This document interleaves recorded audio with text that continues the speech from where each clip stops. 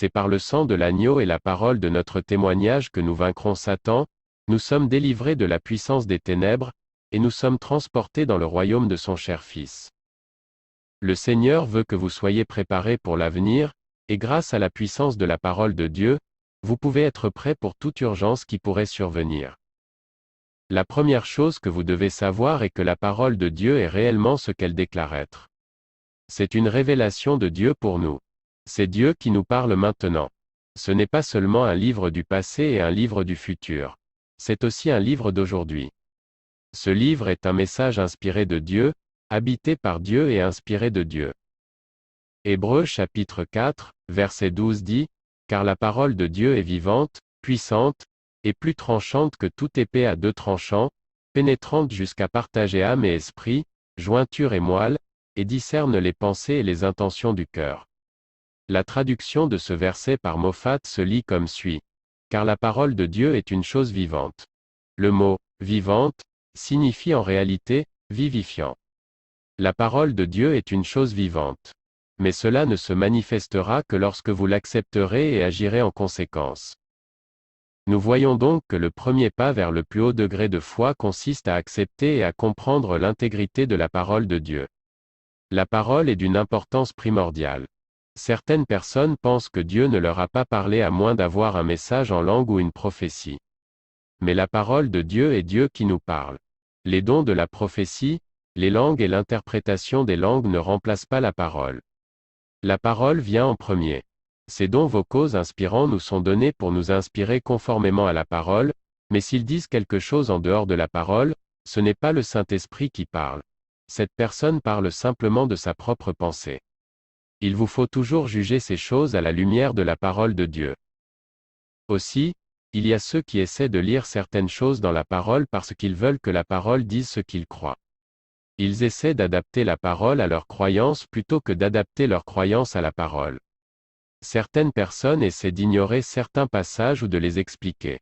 Mais vous devez accepter la parole pour ce qu'elle dit et marcher à la lumière de celle-ci. Vous devez croire ce que la parole dit, pas ce que vous pensez qu'elle dit.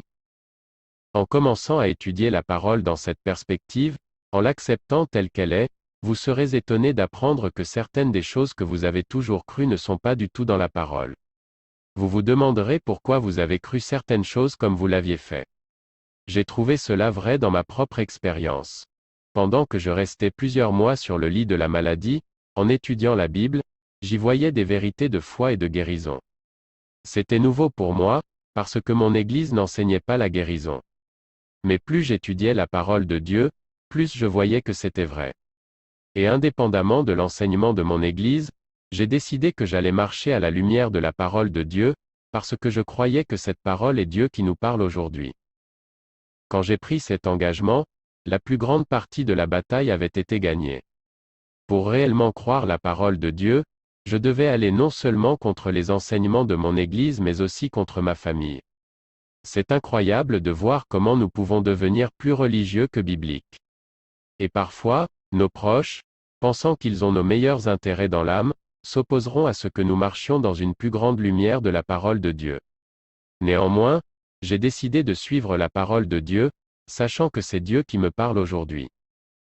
La deuxième chose que vous devez savoir est la réalité de notre rédemption en Christ, non pas en tant que doctrine, philosophie ou croyance quelconque, mais une véritable rédemption de l'autorité de Satan. Par la nouvelle naissance nous avons été transportés dans le royaume de son Fils, le royaume de Dieu. En d'autres termes, nous sommes nés dans la famille de Dieu. La Bible dit dans Colossiens chapitre 1, versets 12 à 14. Rendez grâce au Père, qui vous a rendu capable d'avoir part à l'héritage des saints dans la lumière, qui nous a délivrés de la puissance des ténèbres et nous a transportés dans le royaume du Fils de son amour, en qui nous avons la rédemption, la rémission des péchés. Comme c'est merveilleux que nous puissions entrer dans notre héritage en Christ. Dieu nous a rendus capables d'avoir une part de cet héritage, comme nous venons de le lire. Le verset 13 poursuit en disant qu'il nous a délivrés de la puissance des ténèbres. Le mot grec traduit par puissance signifie ici autorité. Il nous a délivrés de l'autorité des ténèbres, du royaume de Satan. L'Écriture ne dit pas qu'il va nous délivrer.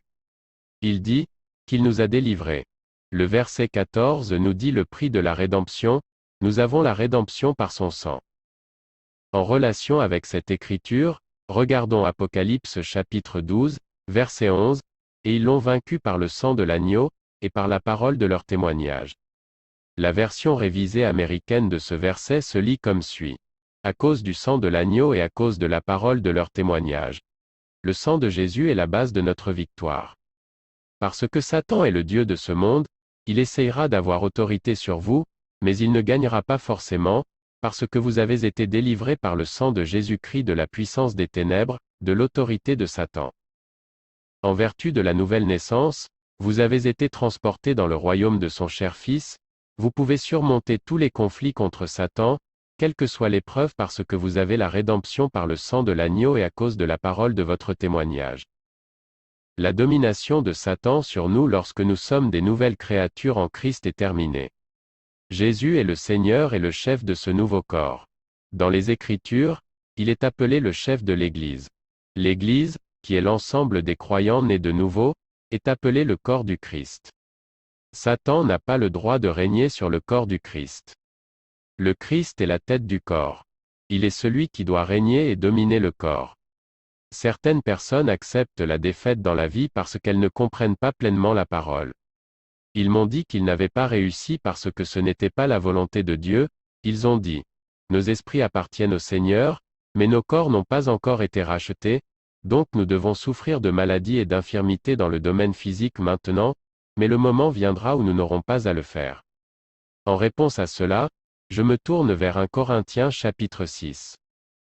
La Bible dit dans 1 Corinthiens chapitre 6, versets 19 à 20. Ne savez-vous pas que votre corps est le temple du Saint-Esprit qui est en vous, que vous avez reçu de Dieu, et que vous ne vous appartenez point à vous-même? Car vous avez été rachetés à un grand prix. Glorifiez donc Dieu dans votre corps et dans votre esprit, qui appartiennent à Dieu.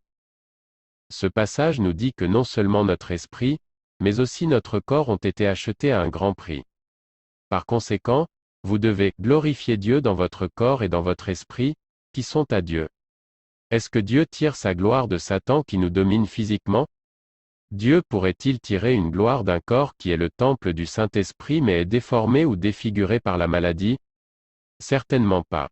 Nous devons comprendre cela clairement, et nous devons apprendre à prendre position contre le diable quand il attaque notre corps, tout comme nous le ferions quand il attaque nos esprits. Regardons de nouveau Colossiens chapitre 1, verset 12, « Rendez grâce au Père, qui nous a permis de participer à l'héritage des saints dans la lumière. » Cela fait partie de notre héritage en tant qu'enfants de Dieu lorsque nous marchons dans la lumière. Nous avons la domination et l'autorité sur le diable à travers le sang de Jésus. C'est par le sang de l'agneau et la parole de notre témoignage que nous vaincrons Satan, nous sommes délivrés de la puissance des ténèbres, et nous sommes transportés dans le royaume de son cher Fils. Remarquez les paroles, « Rendez grâce au Père », qui nous a permis d'être participants de l'héritage. Nous pouvons participer à notre héritage dès maintenant. Nous n'avons pas à reléguer cela à l'avenir. Nous avons un héritage maintenant. Nous avons la délivrance et la rédemption de la main de Satan maintenant. Nous pouvons le vaincre maintenant par le sang de l'agneau et par la parole de notre témoignage. Nous pouvons glorifier Dieu maintenant dans nos corps et dans nos esprits, qui sont à Dieu.